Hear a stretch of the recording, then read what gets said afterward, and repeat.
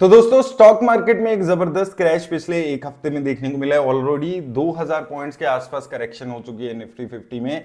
26,300 के आसपास से लेकर अभी 24,400 300 की रेंज में आ चुका है। अब ऐसे में काफी सारे लोगों के सवाल रहते हैं कि म्यूचुअल फंड में लमसम करें तो कैसे करें, पहली चीज यहां पर। और दूसरी चीज, सेम डे पे अगर आपको इन्वेस्ट करना है तो कैसे इन्वेस्ट किया जाए। तो देखिए, सबसे पहले अगर आप सेम डे पे इन्वेस्ट करने के बारे में सोच रहे हैं, आपको दिख रहा है आज मार्केट में 2-3% का क्रैश आ गया है। अब एनएवी म्यूचुअल फंड की सेम डे पे मिलना थोड़ा सा कॉम्प्लिकेटेड चीज हो रखी है, क्योंकि अगर आप ब्रोकर के थ्रू इन्वेस्ट कर रहे हैं तो कब ब्रोकर वो अमाउंट आपके म्यूचुअल फंड के बैंक अकाउंट में डालेगा, वहां से यूनिट कब एलोकेट होगी, वो सब चीजों के हिसाब से आपके दिन का एनएवी डिसाइड होता है। और कभी कभी क्या होता है कि डे एंड तक मार्केट में रिकवरी आ जाती है, तो आप वो जो 2-3% का क्रैश एक दिन में देखने को मिला होता है उसको मिस कर देते हैं। तो ऐसे में आपके पास बेटर ऑप्शन है कि आप किसी भी ईटीएफ के थ्रू इन्वेस्ट करें। ईटीएफ में आपके पास ऑप्शन ये अच्छी इसलिए भी हो जाती है क्योंकि आपको वहां पर उसी वक्त का ईटीएफ प्राइस आपको उस इंडेक्स का मिल जाएगा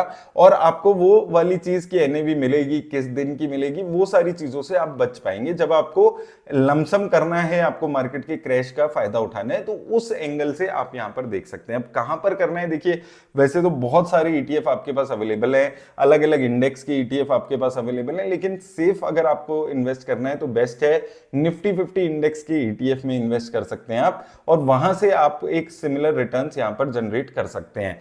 अब निफ्टी 50 ईटीएफ में भी कहां पर इन्वेस्ट करना है, तो वहां पर देखिए बहुत सारी ऑप्शन है, लेकिन निफ्टी 50 20 अगर आप यहां पर देखेंगे, ये एक अच्छी काफी पुराना ईटीएफ रहा है, इसमें वॉल्यूम्स वगैरह भी काफी अच्छी रहती है, तो ये वाला ईटीएफ आप देख सकते हैं। इसके अलावा भी वैसे बहुत सारे ईटीएफ हैं, लेकिन ये एक ईटीएफ है जो जिनमें जनरली मैं इन्वेस्ट करता हूं, तो इसलिए मैं यहां पर इस ईटीएफ की बात कर रहा हूं। इसके अलावा भी बहुत सारे ईटीएफ आपको निफ्टी 50 इंडेक्स के मिल जाएंगे, आप उसमें से किसी में भी इन्वेस्ट कर सकते हैं। अब इसके अलावा अगर हम बात करें कुछ और कंपनीज की भी बात, फंड्स की भी बात कर लेते हैं। एक फ्लेक्सी कैप कैटेगरी का फंड, एक मिड कैप कैटेगरी और स्मॉल कैप कैटेगरी, तीनों ही ऐसे फंड्स पे बात कर रहा हूं जहां पर डाउनसाइड प्रोटेक्शन काफी अच्छी आपको मिलती है।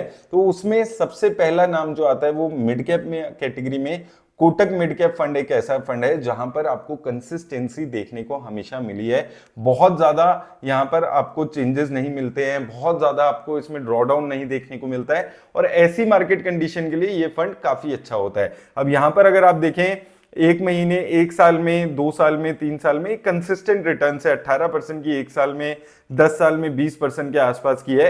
हो सकता है ये फंड आपको best performing fund, best fund की लिस्ट में कभी कहीं पर नहीं दिखता हो, लेकिन एक काफी कंसिस्टेंट फंड रहा है जो कंसिस्टेंटली रिटर्न्स दे रहा है, बेंचमार्क इंडेक्स को बीट कर रहा है, कैटेगरी एवरेज को कंसिस्टेंटली बीट कर रहा है, और बहुत ज्यादा यहां पर डाउनसाइड आपको इन फंड्स में ऐसी मार्केट कंडीशन में नहीं देखने को मिलता है। कंपैरेटिवली सेफर फंड है, तो इस फंड के बारे में आप यहां पर देख सकते हैं।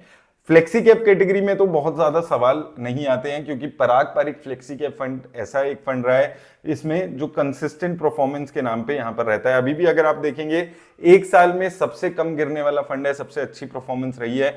इसका रीजन सबसे बड़ा ये है कि ये पहले ही ऑलरेडी जो सस्ती कंपनीज होती हैं, कम प्राइस टू अर्निंग वाली कंपनीज होती हैं, उसमें पैसा इन्वेस्ट करके रिटर्न्स कमाता है, तो इसलिए बहुत ज्यादा हाई प्राइस टू अर्निंग की कंपनीज में ये इन्वेस्ट ही नहीं कर रहा होता है।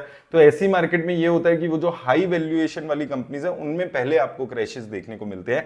तो इसलिए उस कैटेगरी में पराग पारिक फ्लेक्सी कैप फंड से बेटर कोई फंड नहीं हो सकता है। अगर आप ड्रॉडाउन के हिसाब से देख रहे हैं, आप थोड़ा सा डाउनसाइड प्रोटेक्शन के हिसाब से देख रहे हैं, तो ऐसे फंड्स आपको ऐसी मार्केट कंडीशन में अच्छे रिटर्न्स देते हैं। हो सकता है जब मार्केट में जबरदस्त तेजी आए तो इन फंड्स में उतनी लेवल की तेजी ना देखने को मिले, लेकिन जो पिछली मार्केट 1-1.5 साल से चल रही है, ऐसी मार्केट के लिए थोड़े से सेफर फंड ज्यादा इन्वेस्टर देखते हैं, जो कि ऐसे Parag Parikh flexi cap type funds आपको ज्यादा सपोर्ट कर पाते हैं।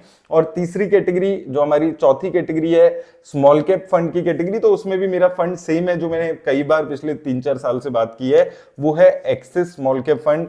यहां पर भी आपको वो सिमिलर जैसे इंदू फंड का नेचर है वैसा ही उसका है। आपको टॉप 5 में, टॉप 3 में नहीं देखने को मिलेगा ये फंड, लेकिन ऐसी मार्केट कंडीशन में डाउनसाइड प्रोटेक्शन के मामले में ये फंड आपको सपोर्ट कर पाता है। यहां पर भी अगर आप देखेंगे कि बहुत ज्यादा यहां पर गिरावट आपको कैटेगरी एवरेज से कैटेगरी एवरेज से अच्छी बेटर रिटर्न्स आपको यहाँ पर देखने को मिल जाती है इनकी रिटर्न्स में। आप देखें अभी भी 7 साल 10 साल में अच्छी रिटर्न्स है, 10 साल में सबसे अच्छी रिटर्न्स देने वाले स्मॉल कैप फंड्स में से एक है अभी भी, 7 साल में भी अच्छे रिटर्न्स हैं। हालांकि थोड़ा सा ये अभी भी अपना जो 2 साल है उसमें भी ये कैटेगरी एवरेज में अच्छे रिटर्न्स दे रहा है। तो ओवरऑल अगर बहुत ज्यादा हाई रिस्क नहीं लेना है और थोड़े से कम रिस्क लेने वाले, डाउनसाइड प्रोटेक्शन से बचाने वाले फंड की तरफ देखते हैं तो एक्सिस स्मॉल कैप अभी भी आज भी अच्छी रिटर्न्स ऐसे मामलों में दे पाता है। तो ये 4-5 फंड्स हैं दोस्तों, लेकिन एक चीज जो इंपॉर्टेंट है जो आपको यहां पर समझनी है वो ये है कि लमसम करना है लेकिन सारा एक साथ नहीं करना है। पिछले हफ्ते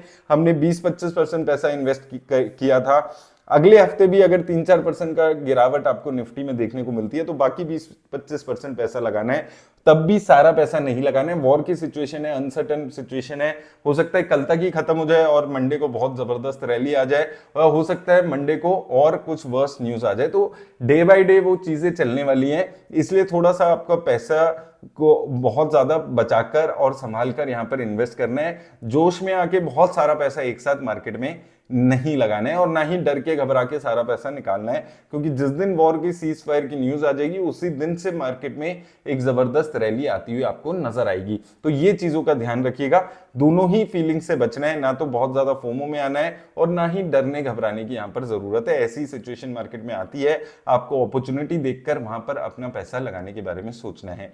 तो उम्मीद करता हूं आपको हेल्प मिलेगी। धन्यवाद।